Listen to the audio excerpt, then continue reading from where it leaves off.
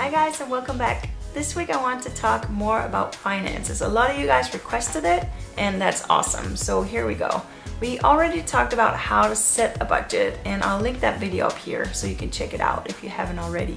But this week I want to talk about how to stick with your budget when you're getting out of debt, which can be a little bit challenging and requires a lot of discipline. So let's get started. I've put together 7 tips and it's all from my own experience. You might have others, leave them down below, but here we go. Number 1 is to check your account every week. This might seem like a lot of work and it can take some time, and especially it can take some time to get used to it. But it is really beneficial and it's one of the most powerful things that you can do if you really want to stick to your budget. Go through the account every week. I did it every Monday. I still do it. Now I do it on Fridays. And when I do this, I just find that it's so much easier for me to stay on track. If one category is getting out of hand, I can make adjustments and it just gives me time to pull the brake and actually get back on track. So if you can at all, set aside the time to actually do this once a week. The good thing about doing it once a week is also that you don't have as many transactions to deal with, so it takes less time. Number 2 is to only buy what's on the list. When you go to the store, don't do the impulse buying thing.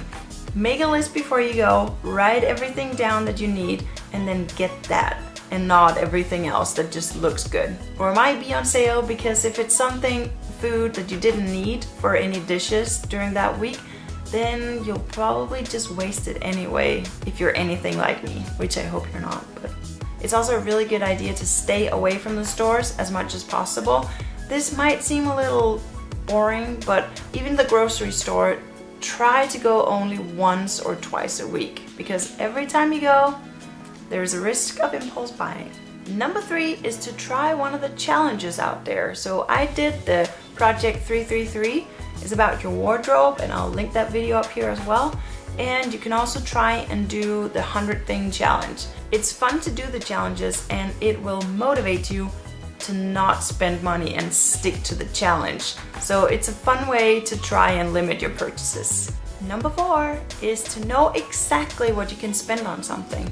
I touched on this a little bit in the budget video, and if you set a budget for a present or Christmas presents or something, a gift for a friend, then stick to that amount that you set aside. Otherwise, your whole budget goes out the window, because you probably have to give a lot of gifts and presents throughout a year. So stick to the budget that you preset. Number 5 is to practice gratitude. This will help you focus on what you do have instead of what you don't have or might want. I've done this for longer stretches of time when we were paying off debt, where every night I would write down 3 things that I'm grateful for. I do it right now and I've done it on and off, and it's just a really good way for me to focus on the positives and also to help me keep the bigger picture in mind, because sometimes our everyday lives, it kind of takes over, and I think it's really healthy and beneficial to keep the bigger perspective right there. And so I just find that practicing gratitude really helps me do that. Number 6 is really fun. It's know your motivation and keep it visible. This might be to print out images of the destination you want to travel to, a picture of the house that you might want to build or move into someday, the school you want to go to, the company you want to start. It could even be something more personal, like gaining self-respect. It sounds weird, but I found that that was kind of part of the journey of regaining control of my budget, was just to gain that self-respect aspect of this whole thing. So whatever your motivation is, your motivation could be anything, but you need to know what it is so you can focus on that when things get tough. Last but not least, number 7 is to get an accountability partner. This might be naturally your spouse if you're married, but you could also use a friend, a parent, a mentor. You could even pay someone to do this. I know someone who actually pays a person for 15 minutes of their time every week to just keep them accountable to the budget. Now that is dedication.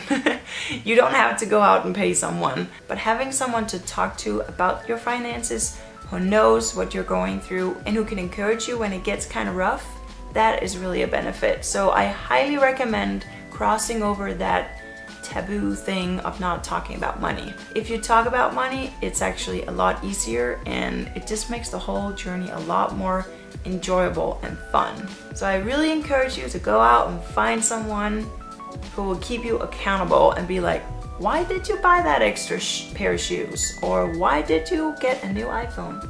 You shouldn't, because it's not in your budget. So you need someone who can give you some tough love. That's it for my 7 points, guys. If you like them, please give this video a thumbs up. If you have more to add, please leave them down in the comments. I love reading through them, and I feel like I'm getting to know you guys as well. Let me know if there are any other financial topics you want me to do a video on. I'll see you guys next time. Bye!